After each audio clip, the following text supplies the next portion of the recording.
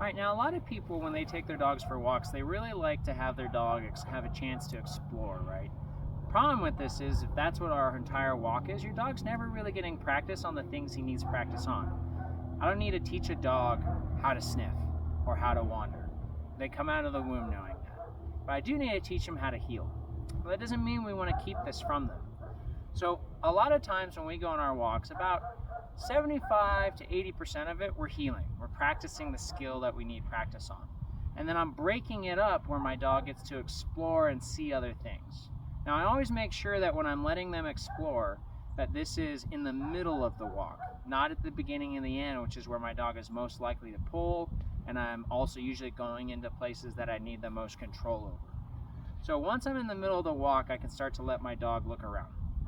So as Boomer and I are healing here, this is what I like to call the human walk, right? Because humans, we don't like wander on our walks. Even when we go on like a stroll to go see the woods, you're on the trail, you go from point A to point B, no one's bing-bonging through the woods, right?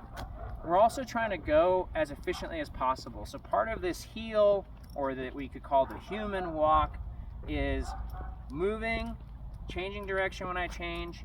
There's no sniffing allowed during this walk, so if my dog's head drops a sniff, I'll give that leash pop, because that's only gonna make it where you're not moving in the way you want to, right? This is where you end up walking past and your dog's busy sniffing something behind you and you get yanked off your foot, or he yanks you over to go look at a bush. So as I'm first doing this piece, I'm enforcing this heel and making sure that I'm keeping this disciplined walk. Now let's say I've got to that point where I'm ready to give my dog that break, that enrichment walk, right? This is what you could call the dog's walk. When I do this, I'm gonna let him start to explore a little bit more. He doesn't have to stay next to me. He's allowed to start sniffing. But that doesn't mean we don't have rules still, right? He still has to not pull me. That's a big rule. If you're on a leash, you never pull me. Even if we're running away from a bear, you better run away on a loose leash with me. I'll also enforce any other rules I have, right? Like, don't eat horse poop, or don't jump on people. Just because I've told you you're free doesn't mean you get to break other rules. So as I start to walk back with Boomer, I'm gonna change my mindset a little about this. It's not about how far we go. I'm gonna let Boomer kind of take the lead a little bit, but within reason. If he wants to drag me into the bushes and I don't want to go in there, we're not. But I'm gonna let him kind of guide the walk.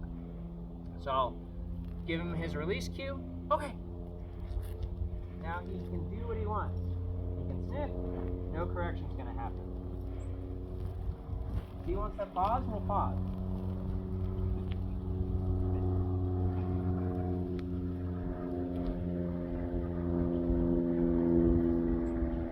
I can start to move, see if he wants to come with me.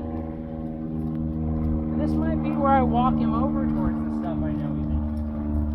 Or I'll take him over to that bush I know he loves, or let him look at it. I'll let the leash pay out more, so I can let him look and see things, move around. But he's gonna be the one guiding us here. And so I don't base this off of how far we go, I give him kind of an amount of time. So again, if I'm going for a 1 hour walk, 75% of it I might have, so 45 minutes would be healing, and then 15 minutes somewhere in the middle, either as a 15-minute block or 3 5-minute blocks broken up by healing, to let him explore.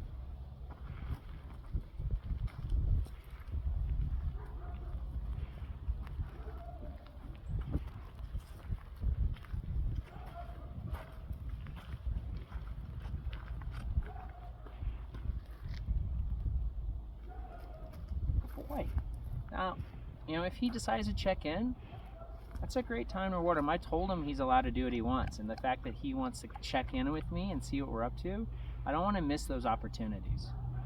Now, if I think he's not sure what to do, I can give him that release cue again, but as you can see, he kind of was like, okay, I'm still on my own time.